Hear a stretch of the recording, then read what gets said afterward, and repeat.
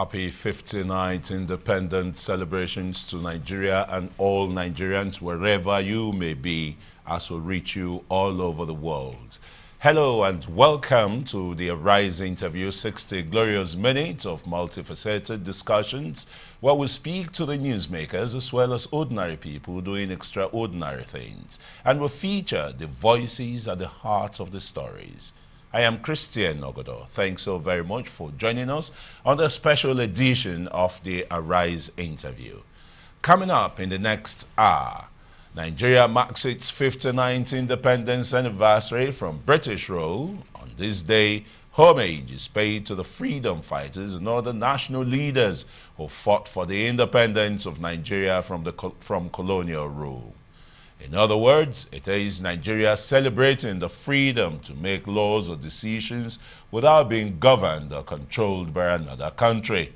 The celebration serves as an ideal platform for national integration in Nigeria. Today's celebration affords discerning citizens a momentous opportunity to ask, what is Nigeria's place in the black world? Nigeria, the giant of Africa, at 59 in a moment.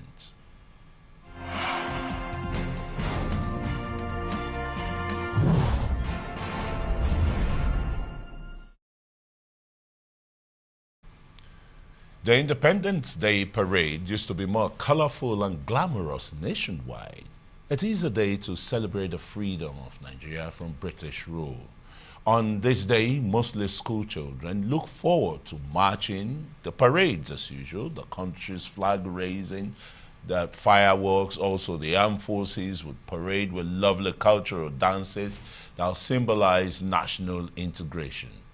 After the live broadcast of the president's speech on television and radio to mark the commencement of the day's celebration, friends and colleagues and allies of Nigeria headed to the presidential villa to witness the presidential change of guards and the colorful celebration of Nigeria's Independence Day. And in his nationwide broadcast, Nigeria's President Muhammadu Buhari called on Nigerians to eschew bad behaviors and remain law-abiding in their daily endeavors. He vowed to deal decisively with any expression of fundamental rights that undermines national security. President Buhari also said he has directed the release of 600 billion naira for capital expenditure in the next 3 months to help increase investment in the country's critical infrastructure. Here is a bit of President Muhammadu Buhari's Independence Day message. This change can only be delivered if we are united in purpose as individuals and as a nation. We must all remain committed to achieving this positive and enduring change. As I stated 4 years ago, change does not just happen. We must change our lawless habits, our attitude to public office, and public trust. Simply put, to bring about change, we must change ourselves by being law-abiding citizens. Our attention is increasingly being focused on cyber crimes and the abuse of technology through hate speech and other divisive material being propagated on social media.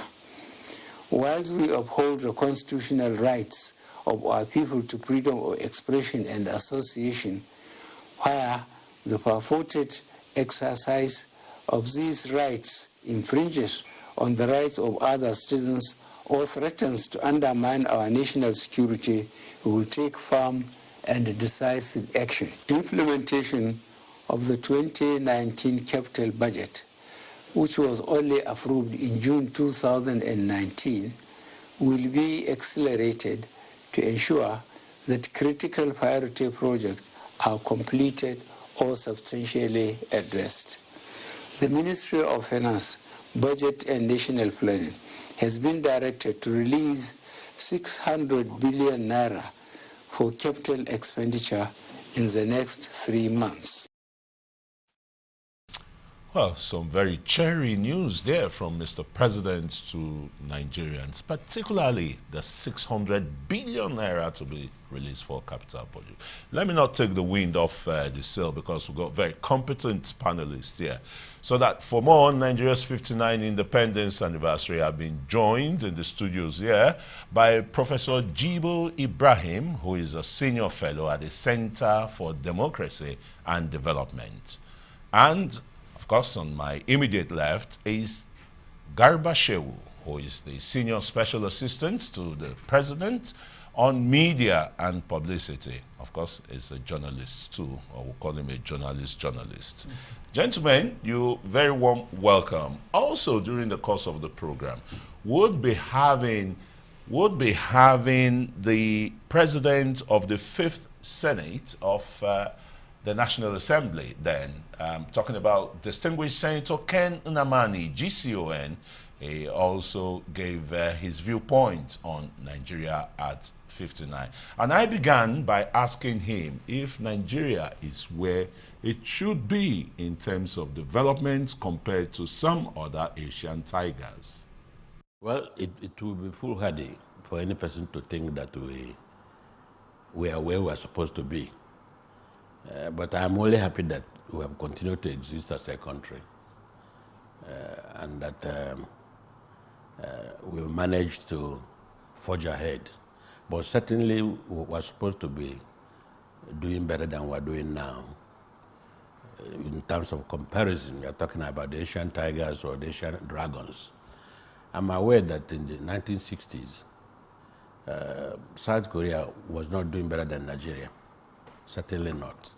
Until they had a guy called Park, General Park, who revolutionized that country.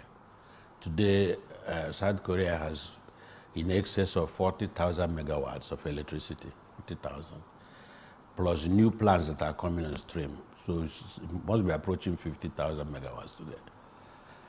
I'm touching on power because as the name goes, power is power. In commercial sense, without steady electricity, you cannot talk about industrialization. We are still battling with between 5 and 7,000 megawatts. That tells you that we are not where we're supposed to be. And by the way, I've chosen South Korea because you mentioned Asian tigers. I pulled out one of them. South Korea is about 50 million people. And South Korea has no natural known resource or resources like oil and other minerals. But South Korea has a number of transnational corporations operating out of Seoul. We have Kia Motors, we have Samsung, we have LG Electronics, we have Hyundai, we have Daewoo. All these are multinationals competing on a world stage.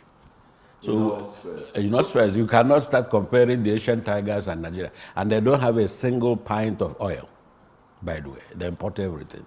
So your generation has failed Nigeria. It's 59 years. We have not done so fantastically well. Why? I would say that part of, or the main reason in Nigeria, the way I see it, we have leadership problem. Leadership in the sense, with due respect to the present administration that is trying to instill discipline into the polity. We have leadership problem for a very long time. But the thing that is very nice about the present administration is that it does not tell us lies. All right, you're still watching the Rise interview. That was the former president of the Nigerian Senate in the Fifth National Assembly, Senator Ken Nnamani, GCON there. Gentlemen, you heard him. Let me start with you a few minutes before we go on break. The president was decisive in his speech, about being firm against troublemakers.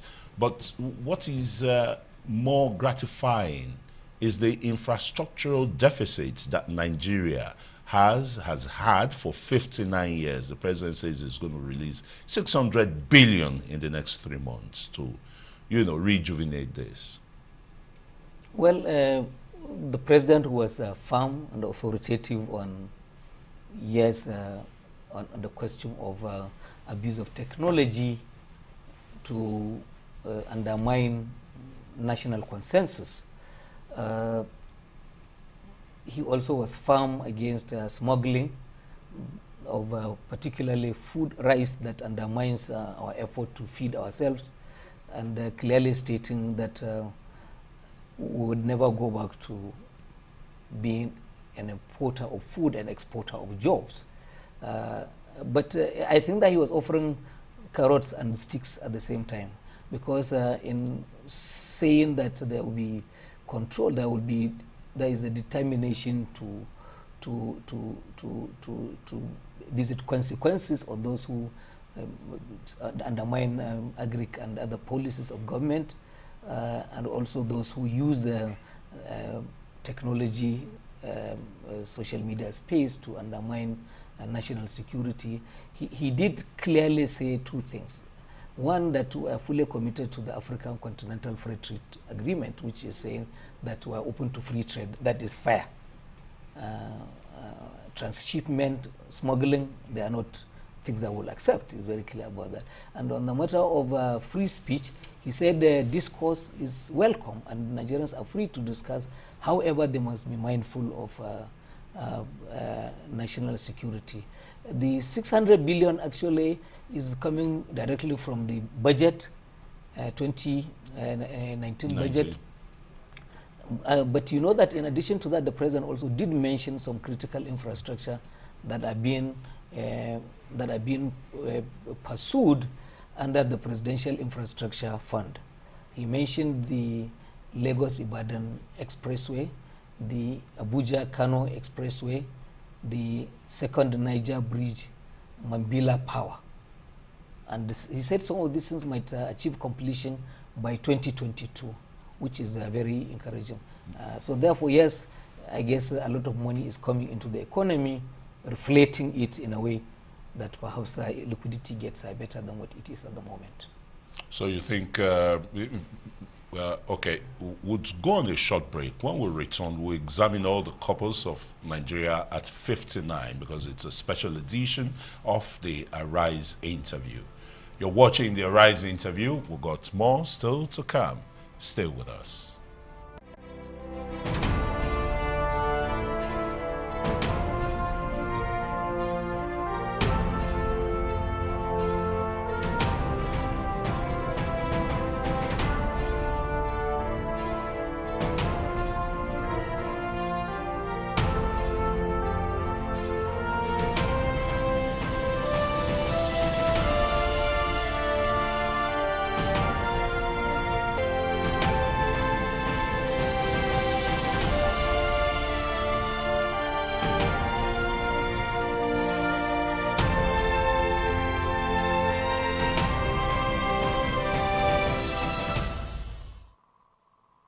Welcome back to the special edition of the Arise interview, where we speak to the newsmakers as well as ordinary people doing extraordinary things around the world and featuring the voices at the heart of the stories. I am Christian Ogodo.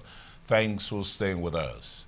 Those who took over Nigeria at independence were faced with the challenge of forming a sense of Nigerian identity and belonging. They had hopes of carving out the country of their dreams, a progressive and united Nigeria, because the potential for prosperity was crystal clear.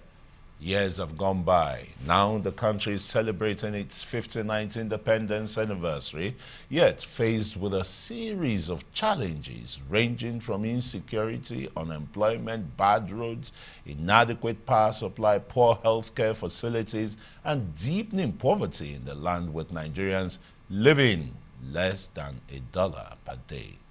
But in his live broadcast, President Muhammadu Buhari reels out his economic inclusion plans. Let's watch this. 500 billion naira sufficient intervention program continues to target these vulnerable groups through the homegrown school feeding program, government economic empowerment program, Empower Job Creation program, loans for traders and artisans, conditional cash transfers to the poorest families, and social housing scheme.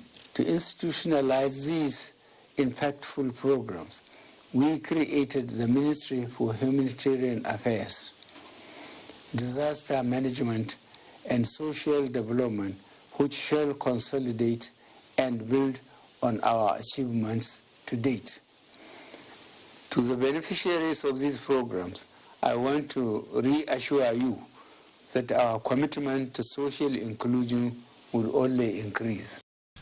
Okay, I still have the gentleman here from my immediate left. Like I said earlier, Garba Shehu is a senior special assistant to the president on media and publicity.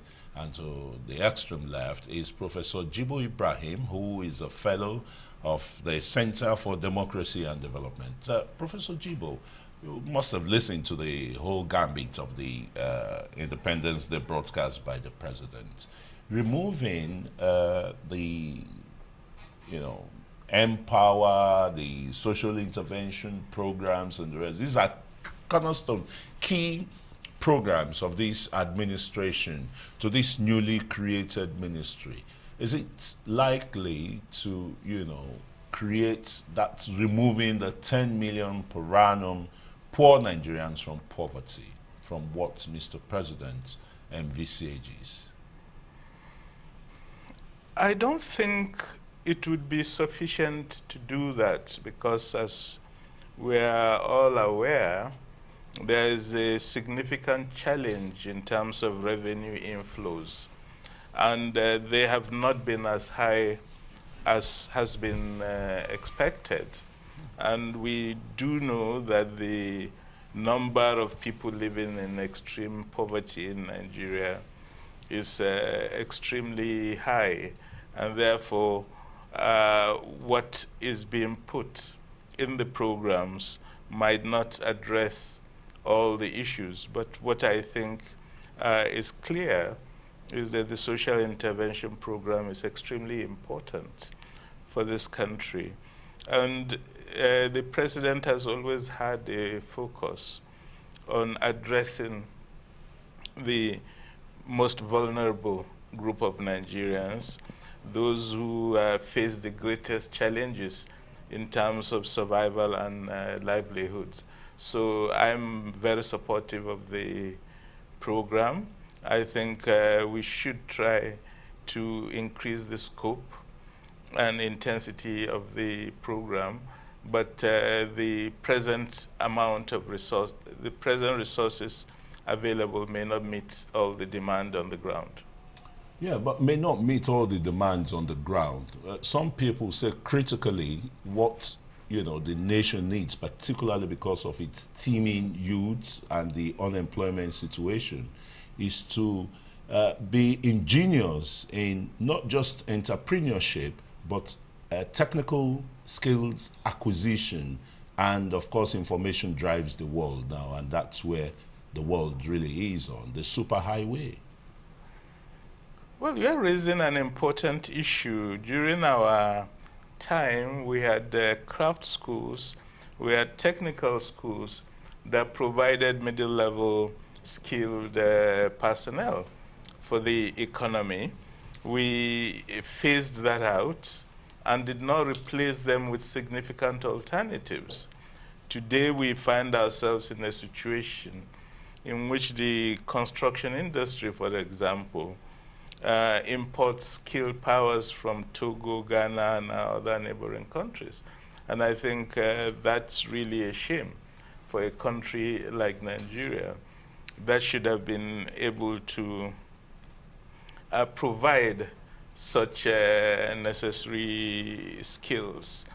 It's one sector where I think, frankly, we removed our eyes from the ball, and we are today paying the price, especially in terms of insufficient skilled labor for our economy, in a context in which we have a youth bulge and the number of young unemployed people in the country has been growing radically.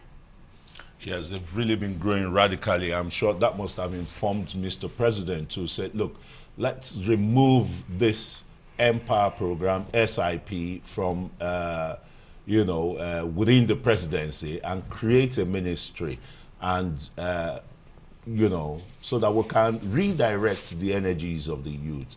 Is that being done in conjunction with some training, specialized training institutions? Nigeria's educational setup is more of certificates than the practical knowledge acquisition. Mr. Malam Garba Shehu, please. Well, the president just set up a new economic advisory council, and from the speech this morning it is very clear that a lot of changes are coming. Of course, some of the changes may come with some difficulty for people, but it is also clear that the president has said clearly that he would do as much as he can to ease the whatever hardship comes with that on the lower segments, on the population. Now, I'm saying this because I know that preparatory to the inauguration of the Federal Executive Council, government has had a number of at least 2 retreats with a significant emphasis on, if you recall very well, we had the former Prime Minister of Ethiopia who came here and they made a very powerful presentation. I'm saying to you that there is an interest in government to go back to those old days Prof has just mentioned of founding technology-based training institutions, because that's the only way we can have craftsmen and all of this, whether plumbers or electricians, who I agree are being imported from West African countries. And in addition to that, also the Nigerian government is currently working with the government of Germany, and there's a huge offer there in order that will, first of all, start with the training of Nigerians who are illegally, residing in some of those countries, in Europe, in Germany in particular. They get a skills training, and then before they are brought home, at their own choice, not that there will be compulsion in repatriation. And they are also setting up some of these institutions here in Nigeria in order that they impart that level of technology on Nigerians. Yeah, that's great. Let me just quickly ask you. Some people, there's been the rumor mills are being on that, the vice president has been stripped of his powers and the rest. I know when I spoke to distinguished Senator Ken Nnamani, he said no, that there is no friction in the presidency, neither in the party and the rest. You want to, disabuse very quickly the minds of those who might be hanging on to such thoughts, because we could see some ethno-religious groups have come out to say, this is unacceptable, or their son has been treated shabbily. Anything like that? Any rift? No, but reason? Those groups you mentioned, they're always there to spoil the day for President Buhari. And even if it is not President Buhari that is in place, that is their stock in trade. All of these things are idle rumors. The president of Nigeria is working hand in hand with the vice president. You saw live transmission of the events of this morning. They sat next to each other, exchanging jokes and banters, and they walked to the family side of the villa, the two of them, talking in a hilarious, very joyful manner. And they said farewell to one another. So let me say that the vice president of Nigeria is perhaps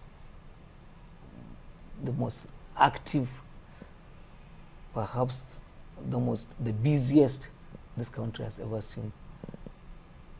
I'm not sure I have seen anything that will change that. As vice president of Nigeria, he's the number 2 person. He and the president have responsibility for all government ministries.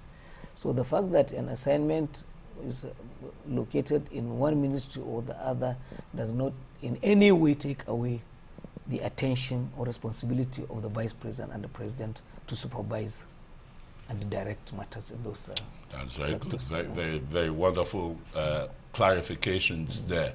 And we'll be going on a short break. When we return, we'll be looking at the challenges confronting Nigeria yesterday, today, and maybe make projections to tomorrow. You're still watching the special Arise interview. Many more still ahead. Do stay with us.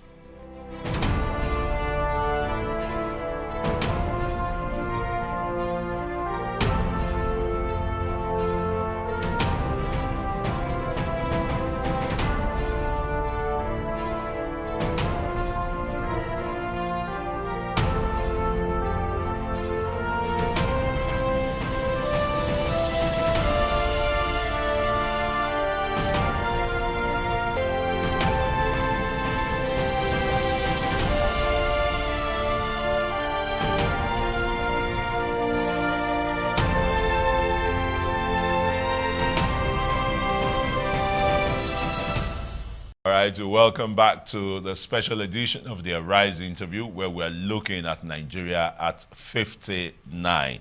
I say have Professor Jibo Ibrahim and Malam Garba Shehu here. Prof, look at Nigeria at 59. Everything you hear when they talk about Nigeria, socio-politically and economically, is that we have potentials. A 59-year-old child still having potentials? Well, that's the question we need to pose. And I think for all of us, Independence Day is a moment for reflection. The nationalists who fought for our independence had two objectives in their struggle. The first was freedom, freedom from colonial rule. The second was improved welfare for Nigerians. And the assumption of that improved welfare is that we'll be able to industrialize our economy so that we produce more, so that all Nigerians could have access to more. That was the basis on which we fought for independence. Today is legitimate to ask where we are in terms of these objectives. Our expectation of industrialization has not happened. We've had the privilege and luck of having significant mineral resources, especially petroleum, but we were not able, through the successive regimes, to harness them for enhanced and rapid economic development. Our revenues were very high for a long period of time, but those revenues were spent rather than used to improve the economy. And I think that those are the challenges contemporary Nigeria is facing, that we've had too many wasted years, and now the challenges are even more difficult because revenue flows have declined considerably. Poverty has grown in a significant manner, and therefore the challenges are deeper. When you look at our constitution, it spells out two objectives for the state. The first is the provision of security for all Nigerians. And the second, just like the independence constitution did, was improved welfare. Nigeria may be facing the worst insecurity in its history today. Those of us who lived through the Civil War knew that at that time there was great insecurity in one region, but for a lot of the country, ordinary Nigerians didn't see significant levels of insecurity. Therefore, we find ourselves today in a situation in which Nigeria should have been greater than what it is today. We should have achieved more of our national objectives, and we've had very clear national objectives since the evolution of the second National Development Plan for this country. Those objectives are what is now in Chapter 2 of our Constitution. Government in control of commanding heights of the economy, providing full education and health to all Nigerians. These are what's stated in our Chapter 2. Yeah, yes. Quite a number of challenges and where we're supposed to be and where not. Let's quickly go back to that interview with the former president of Nigeria's Fifth Senate, Senator Ken Nnamani, GCON, on Nigeria's 59th independence anniversary. I asked him to tell us what Nigeria has achieved so far that has a global representation. It would be bad to think that we have not achieved anything. But I started by saying the fact that we have remained one country is an achievement. Unity, peace, and progress? Is there peace? Are we united? Is there progress? We are trying to get to united. United 59 years after. It's quite a long time, I agree. And any person born at the time we became independent, chances are that in 1 year's time or so, the person will be retiring. So we have, remember I said we are not where we're supposed to be. But if we keep on looking at the rear view mirror, we won't make any progress. We probably will get an accident. We have to focus on the future and front and move on. I hope you understand my analogy there. It's still the same narrative it's of not. Yesterday, 59 years ago, that is still being, told If you today, get, that probably will be told tomorrow. No, if you get bogged down by what has transpired in 59 years, chances of you moving from where we are and moving forward will be very slim. That's why I give the analogy of a rear view mirror. If you are driving, you don't just focus on the rear view mirror. You look ahead, although you take a look at the back, at the rear view mirror to see what is coming at the back, but your main attention is in the front. We have not done what we're supposed to do in many ways.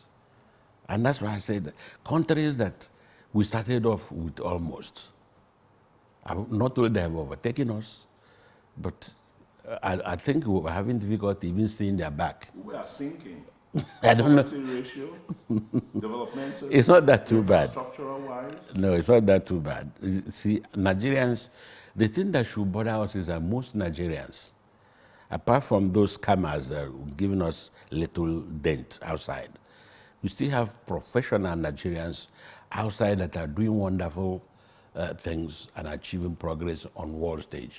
All right, let me turn to Madam Garba Shehu. At least you are in government now, 59 years after. Even the former president of the Senate feels that, yes, we've not really achieved more, but that there is hope. Hope seems to be what this country builds all its own objectives on. Have we done what we're supposed to do, or are we doing them now? Well, if we had done all those things in the past, we would not have been lamenting that we hadn't achieved what we had set out to do so. Are we doing what we are supposed to do? Yes, I would say under this administration, we are doing that. And I would just cite one or two things to buttress my point. First of all is that there is the realization by the Buhari administration that any country that cannot feed itself is a slave nation. And the real independence for Nigeria has come now when we are talking about food self-sufficiency. That's one thing we have done for ourselves. And if you see all of the engagement that is currently going on, and I would like to cite China, for instance, coming from the goodwill engendered between the excellent relationship between the leadership of both countries. We are seeing a lot that is happening. The whole country may not be touched by the kind of growth in industrialization that is taking place in the coastal areas of the country, Lagos, Ogun, where power is taken for granted now by many.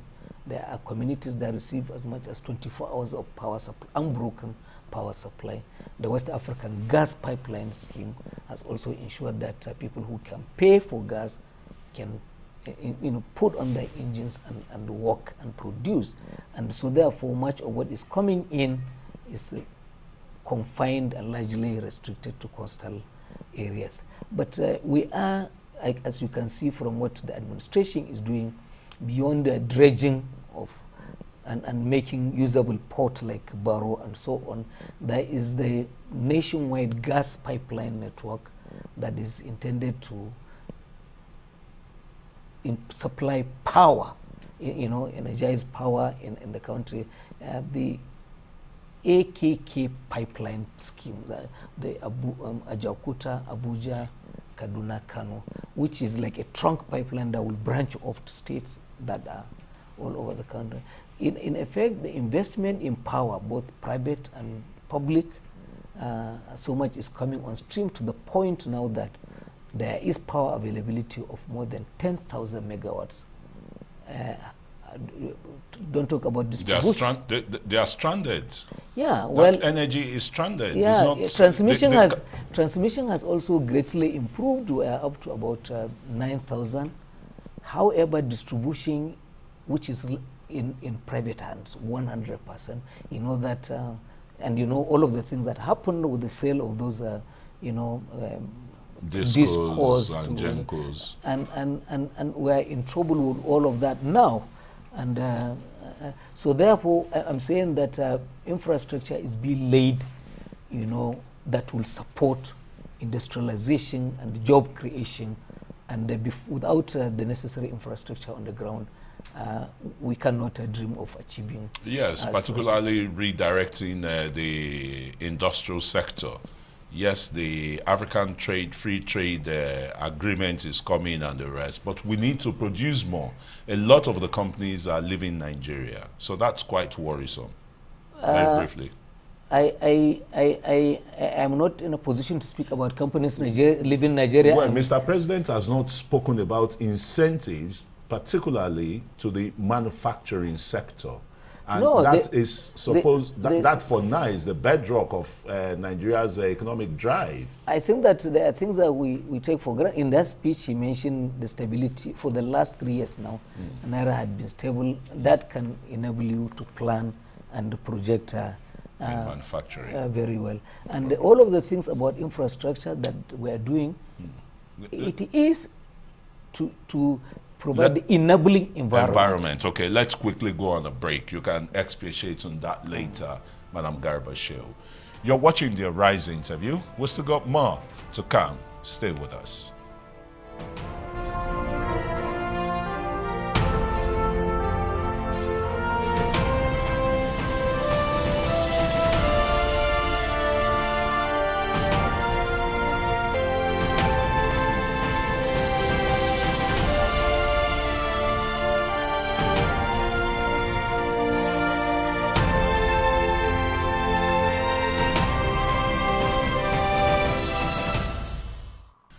You're welcome back to the special edition of the Rise interview, where we're looking at 59 years of Nigeria's independence.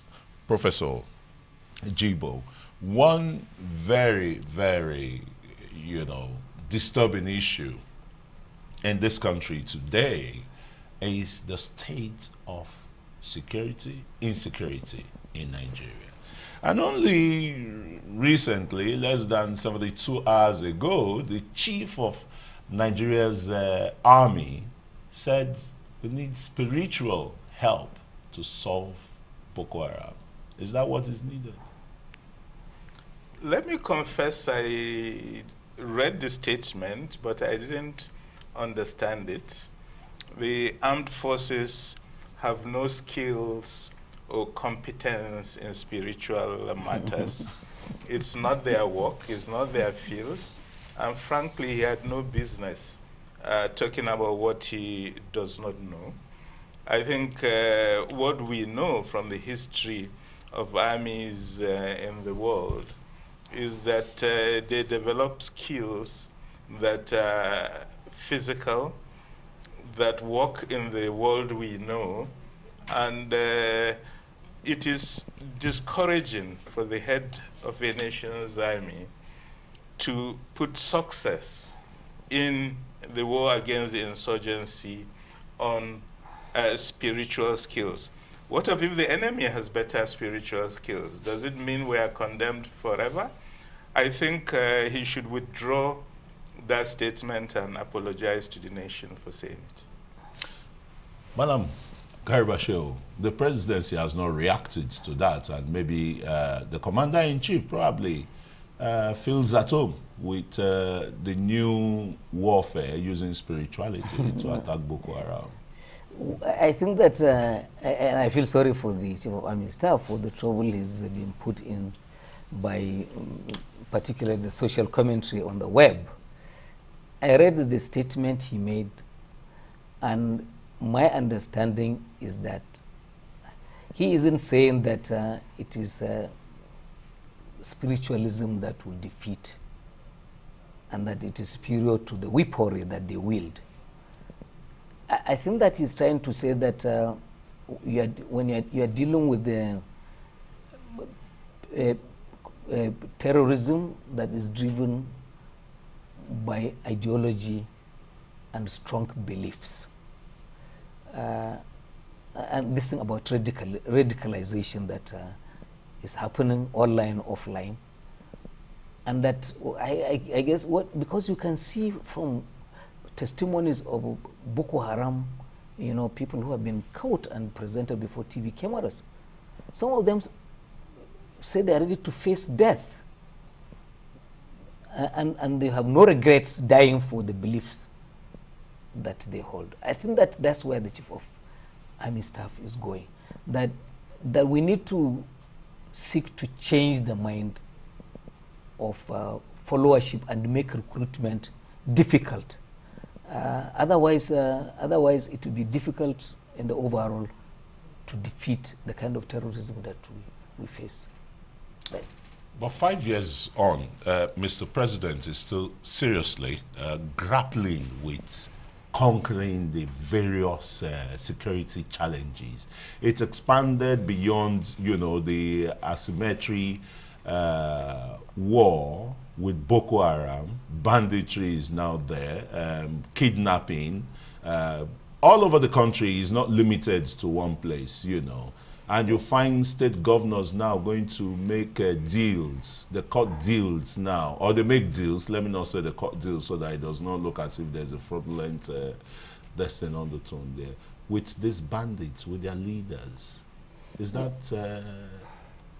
Well, you know that in this country, it's a passion to blame everything on presidents. If President Buhari leaves tomorrow, the next president who wears the crown, he will be challenged as well. When he came in, yes, the key security challenge was Boko Haram. And I guess people have all forgotten where we're coming from. The safety in which we do things in Abuja, the capital here, in many of our cities. Boko Haram is now confined to the fringes of Lake Chad. It's a major, major achievement. Our cities are free. Sundays are churches operate a full blast in our cities. On Fridays, people go to their mosques without the fear of being bombed, as had happened in the past. The challenges keep changing. At some point after Boko immediately, it was the herders and the farmers' clashes. It had been with this country all the years. Now it's been less talked about. Now, why do I say people should not blame President Muhammadu Buhari? We tend to isolate Nigeria. We don't think that we're in an ecosystem that has seen a free flow of weaponry. People no longer, community to community, whether in Taraba or Benue, you no longer sit down to hit the table and argue things out. No. Now people have easy access to small arms. They settle differences with guns. And all of this, you know that in Libya, where you have a failed state, there are interested countries from outside our own continent that are airdropping weapons. People, you just pick submachine gun and then they'll go and do whatever they want to do with it. In some of our neighboring countries, the way they put corn on display for you to buy, and gari and yams, that's how you see weapons on display. Okay. So we are part, as I said, of an ecosystem that has been polluted, that has been desecrated, if you like the word, by all of this massive inflow of weapons, and our security services are doing as best as anyone could. This challenge of kidnapping you just mentioned and banditry would be defeated, as we have done with Boko Haram and with the farmers' hardest clashes. Okay, fantastic. Gentlemen, very quickly, Nigeria at 59, Nigeria at 60, Nigeria in another 10 years. Are we going to hit the El Dorado that we seek? Very quickly, Prof. I think it's a decision for the Nigerian people. If they do the things they need to do, and if government continues along the path of investment in our people, in our infrastructure, in our power sector, then the possibilities could be limitless. Okay. What other possibility and legacy will Mr. President will be leaving at the end of his second term? Would we have gotten 1,000 kilometers of rail lines in Nigeria? Very quickly. We will do more than 10,000 kilometers of 1,000 kilometers of rail. Lagos Ibadan will be done, hopefully. Lagos Ibadan will be commissioned by end of this year. Ibadan Kano will be completed, hopefully, before the end of this administration. And Port Harcourt Lagos will be undertaken. Port Harcourt Kano. The president will leave a legacy of completed projects that have lingered. Mambila, designed in 1959, before Nigeria got independence. The president is on it. It will be done. Second Niger Bridge, all of these things that have lingered, we are working on them, and they'll be delivered. How about the ports? The ports are also, you can see that we're doing... You're concentrating the ports in Lagos. We're doing inland now. Onitsha is ready to operate. Barrow, I think issues of access roads is holding that back. I guess soon enough you will see that ships can dock at Barrow, Onitsha, and that will be good for the economy. So Nigerians really should be hopeful? Oh, absolutely, yes. We are doing infrastructure right, and we would stay on that. And the 10,000 out of poverty, 10 million out of poverty every year? It's a combined effort, Empower, all of these things. The government is doing the social investment, but the private sector will be driven to create most of these jobs. Thank you very much, Malam Garba Shehu, Senior Special Assistant to President Muhammadu Buhari on Media and Publicity, and Professor Jibo Ibrahim is a fellow, senior fellow at the Center for Democracy and Development, CDD. Well, that's it for this special edition of the Arise interview. Remember to join us again for a fresh edition tomorrow. From me and the entire team here in Abuja, goodbye and thanks for watching.